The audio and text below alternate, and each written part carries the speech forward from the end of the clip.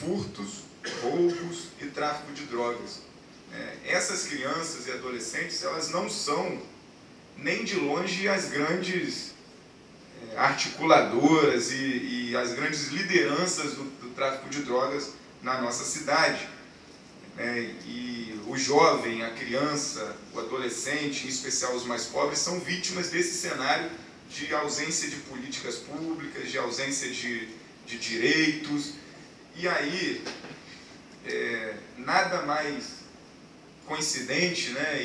E aí as coincidências, elas estão aí para nos alertar, elas surgem para nos alertar, né? A gente hoje votaria, e aí volto a reforçar aqui o entendimento com a liderança do governo, da necessidade de a gente dialogar com o executivo, com o prefeito, com a procuradoria, no entendimento de consolidar o projeto de lei aprovado por unanimidade aqui nessa casa, que solicita, que institui o Conselho Municipal de Políticas para a Juventude, que é um espaço exatamente que vai se discutir toda essa realidade de ausência de direitos, né, da nossa juventude em Macaé, em especial, né, em Macaé, mas isso acaba que Macaé, acertando nas políticas de juventude, ela interfere diretamente na vida da juventude da região. Isso não é mistério para nenhum de nós. E aí eu queria explicar um pouco a necessidade e a importância do Conselho Municipal de Juventude, dos conselhos de juventude que estão se espalhando pelo Brasil afora, inclusive com iniciativa brasileira que já chega a outras cidades da América Latina, outras regiões da América Latina. Isso é exemplo Rosário, na Argentina, a própria Buenos Aires.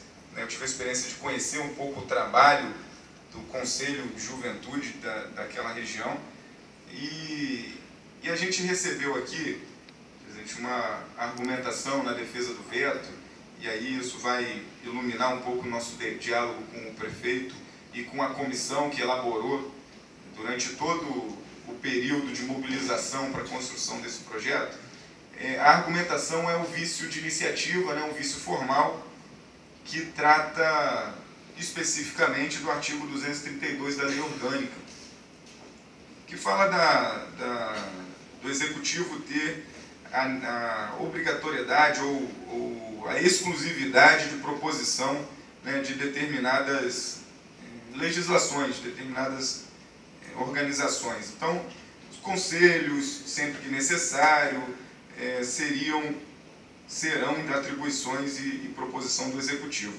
Mas o próprio parágrafo 5º do artigo 232 da Lei Orgânica, ele dá a abertura e a possibilidade do Legislativo criar a qualquer tempo, por ausência de iniciativa do Executivo, né, e lógico, com toda a avaliação do cenário social do município, o Legislativo pode, respaldado na Lei Orgânica, apresentar proposições de conselhos. E não é mistério para ninguém a necessidade de nós discutirmos com muita participação e muita seriedade as políticas para a juventude. Então eu queria um pouquinho, nessa apresentação que a gente vai mostrar aí, coisa bem rápida, justificar um pouco a necessidade do Conselho de Juventude. Então, temos alguns marcos históricos no Brasil, né? A criação da Secretaria Nacional de Juventude em 2005, a criação do Conselho Nacional de Juventude pelo Congresso Nacional, que só teve a iniciativa do presidente da República, na época, o presidente Lula, para regulamentar a composição e funcionamento, mas foi uma iniciativa que partiu das discussões no Legislativo, dos movimentos sociais.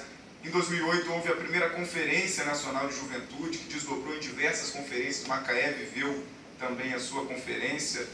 Em 2010, a aprovação da PEC da Juventude, que incluiu a juventude na Constituição como cidadã de direito.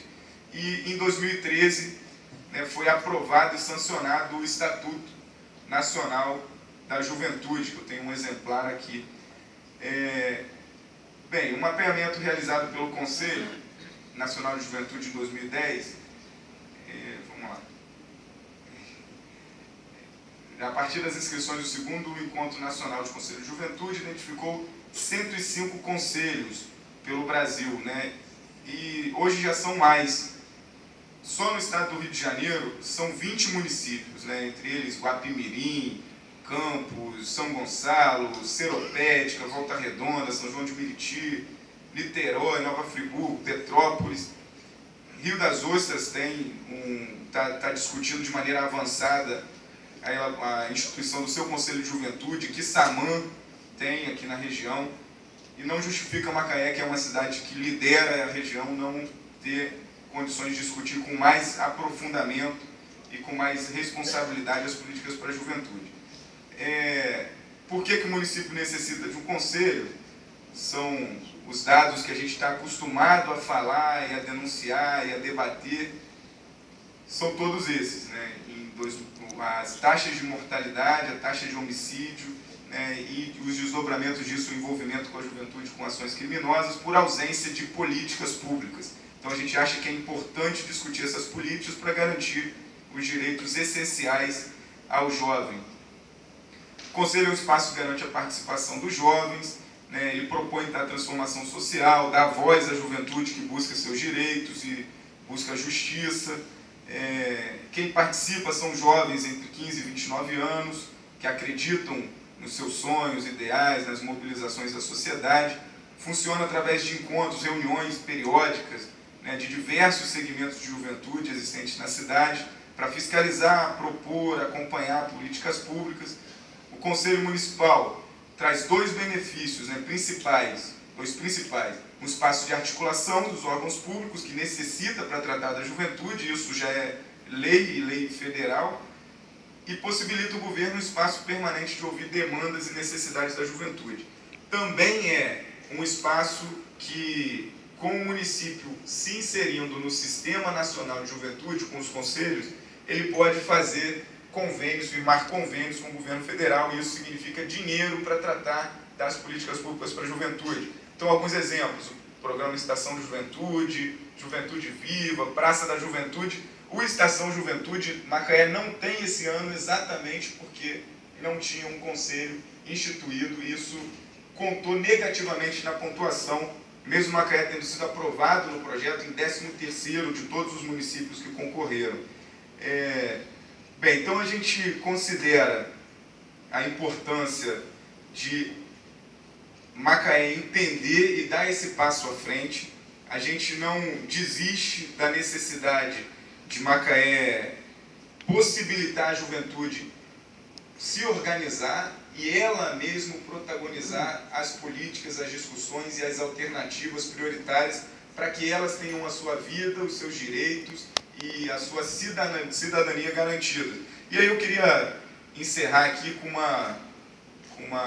um verso de uma banda que eu gosto, que é o Teatro Mágico, que me lembra muito quando a gente passa esses problemas, as dificuldades aqui e prévias derrotas. Eu cheguei hoje aqui imaginando que ia sofrer uma derrota, né? E aí a gente tem a possibilidade de convencer o Executivo e de na terça-feira ter um outro resultado, porque a juventude está tão desgastada, tão afastada, tão desiludida, em especial com o processo político e com as representações políticas, que parece que nada adianta, né? Então, o Teatro Mágico diz o seguinte: se nada adianta e nada acontece, o que fortalece é não dispersar.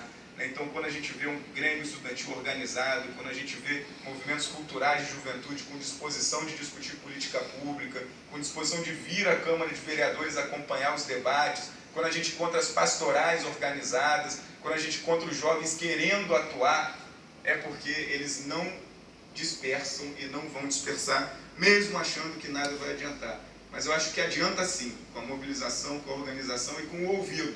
E aí eu espero o quanto antes que a gente seja ouvido pelo Executivo e entendido em Macaé, comemore daqui a pouco tempo o seu Conselho Municipal, que eu tenho certeza que vai ser simbólico para o interior do estado do Rio de Janeiro, numa das cidades que mais mata jovem, pobre, negro e excluído. Então a gente precisa corrigir isso e com política pública. Então era isso, presidente, e eu espero que a gente avance. Obrigado. Agora a discussão.